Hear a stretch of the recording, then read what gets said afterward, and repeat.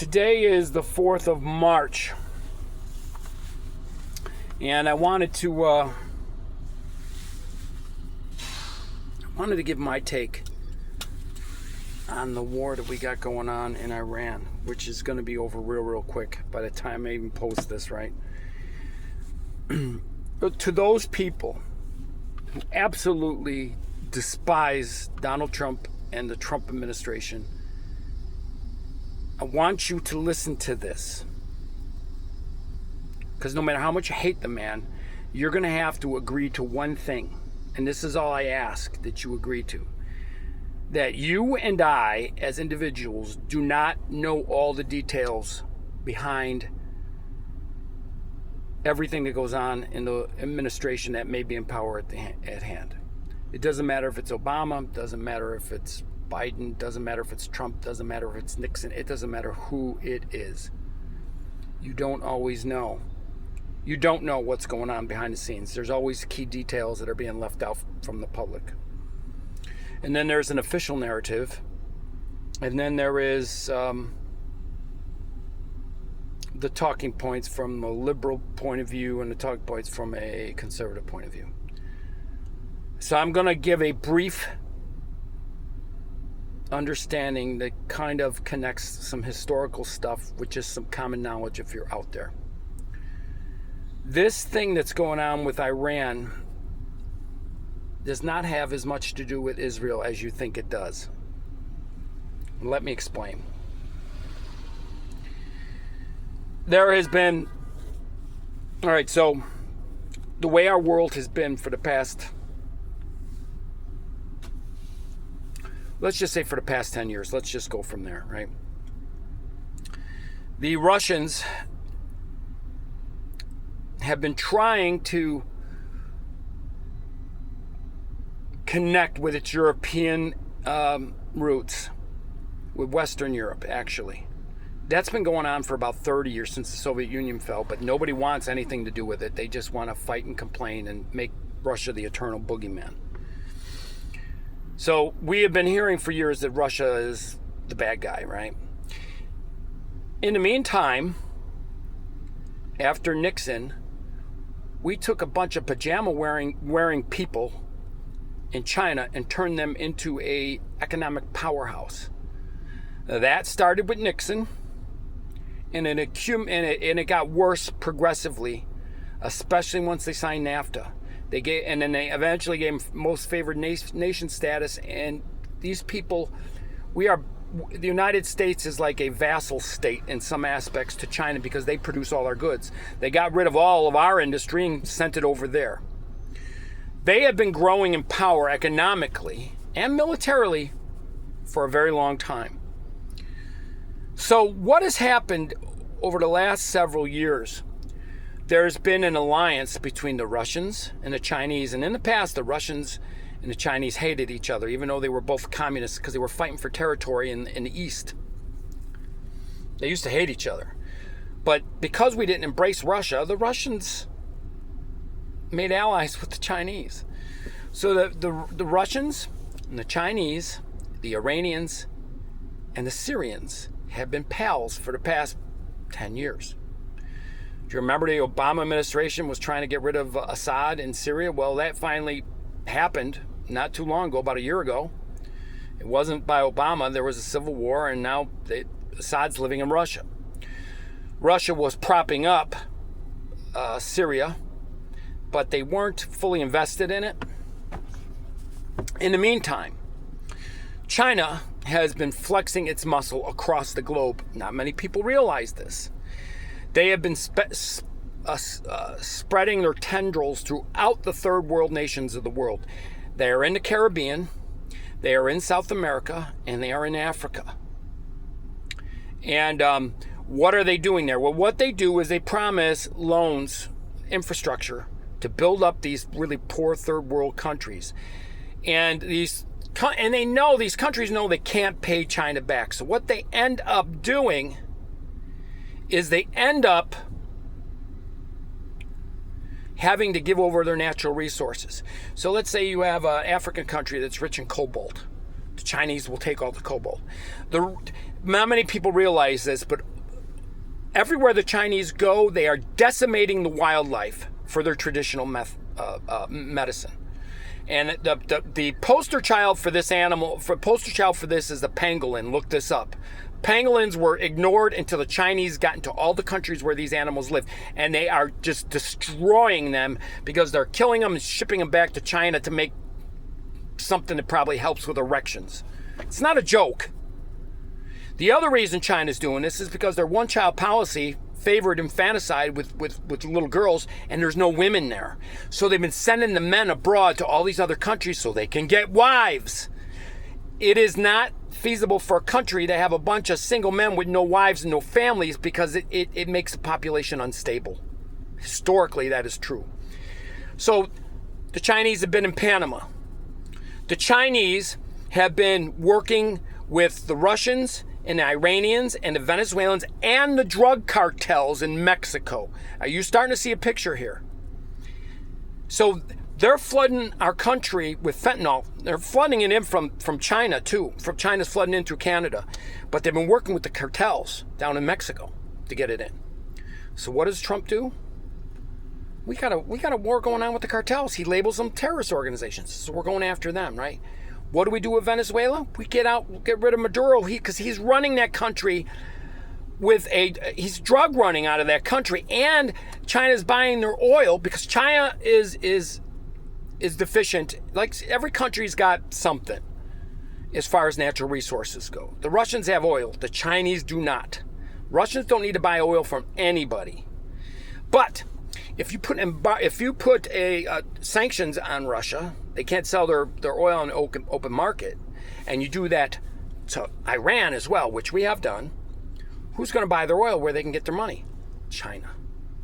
And China does not have these resources. They do not have oil. They do not have natural. They don't have fossil fuels like this. And what do? They make alliances with the Russians, the Venezuelans, and the Iranians, right? So what do we do with Maduro? We take him out of the picture. Guess what? China doesn't have any more oil coming from Venezuela, and all of those loans they gave to Venezuela are now null and void. Trump kicks China out of the Panama Canal, and in case you didn't know it, Clinton gave Panama Canal to the Chinese. The Chinese have been running it. That's a choke point in the world, from one hemisphere to the other, more or less. And we as Americans, our ancestors built that thing, and then they gave it, and Clinton gives it to the Chinese to control. And Trump basically went and threatened the Panamanians. Hey, we want it back. We'll make it worth your while, right? So we attack the drug lords, which affects China. We get rid of China out of Panama. We get rid of China's influence with Venezuela, right? And now they just lost their other oil supplier in Iran. This isn't about Israel. This is about isolating China, because China is not going to take Taiwan when it's seeing all this coming around, because they know the Trump administration ain't going to play games here. And if you notice, the Russians have been sitting on the sidelines. The Russians didn't come to the Iranians' aid. The Russians didn't come to the Syrians' aid. And the Chinese haven't done it either. All the drone technology, missile technology, all the stuff that the Iranians have been using has come from Russia and China. And basically, you are seeing the United States a technological warfare here going on, which weapons are best shown in Iran. The Chinese are watching, the Russians are watching. And they're saying, they're looking at a big picture. What can we do about this if something goes down? This is a big play. Doing this Iran is going to affect the Ukraine war. And I honestly think that Russia had valid reasons for Ukraine. For various reasons, look at my other videos. There's reasons for that. And I think they're legitimate. But here's the next thing that's going to happen. The influence of the Chinese in the Caribbean is going to falter now that Panama's knocked out of the picture, now that Venezuela's out of the picture, and Cuba's going to fall.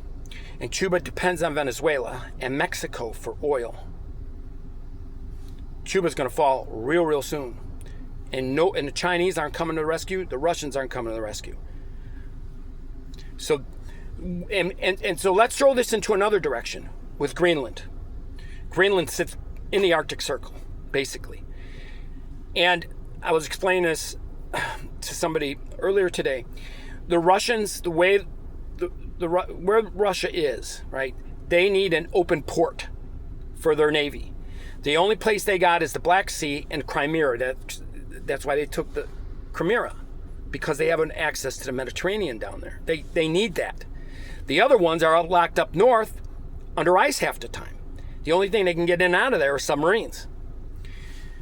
So, since you're sitting up there at the top of the world, you have easy access, quick access to Russia, quick access to China.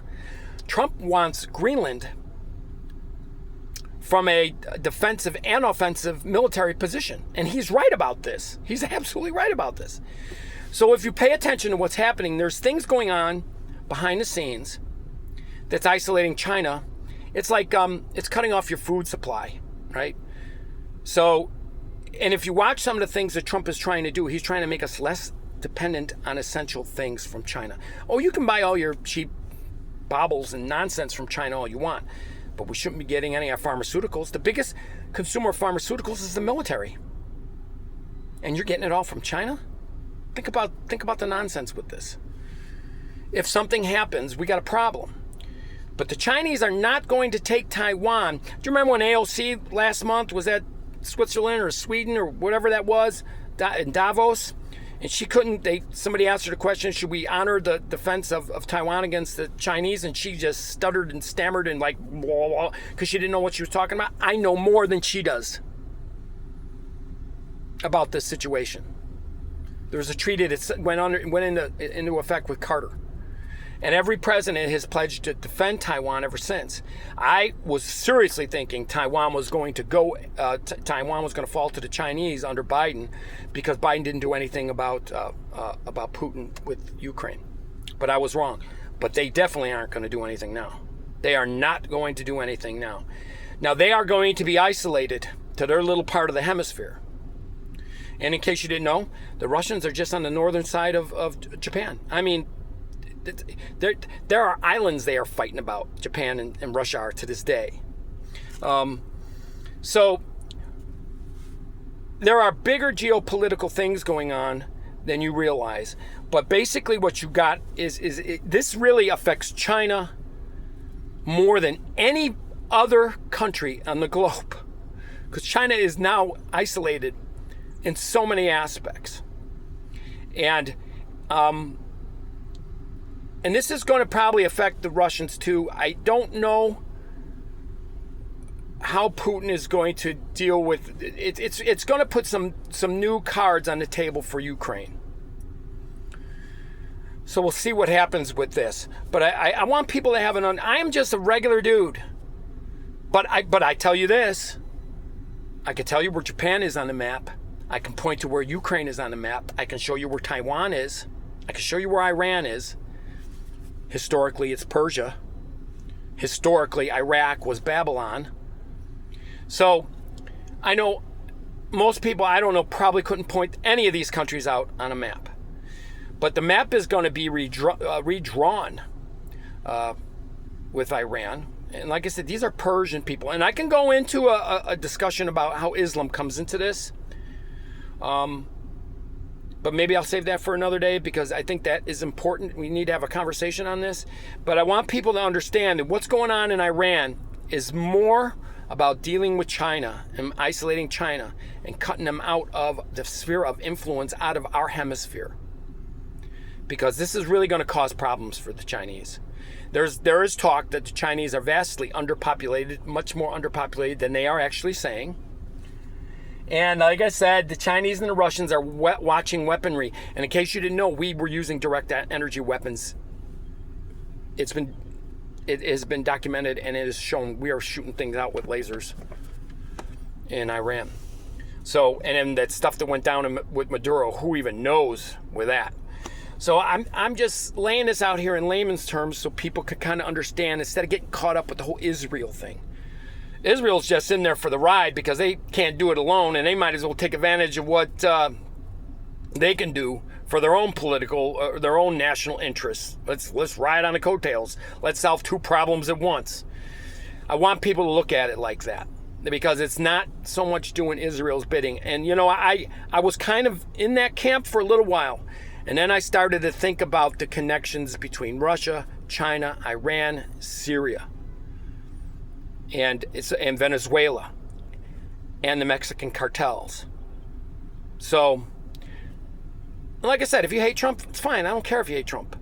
But man, try not to get sucked into the news sources that you rely on, that you think are telling you the truth. You need to go to people, other people. I'm not saying somebody should come to me for news, but maybe you should look to see where these places are on the map before you make a judgment call. And try to look at their history, who they're connected with, what they have done, historically what kind of people they are, their alliances, where they come from, who they've been enemies with for the past 400 years, because the old world is filled with this bullshit. Okay, I hope that makes sense. Till next time.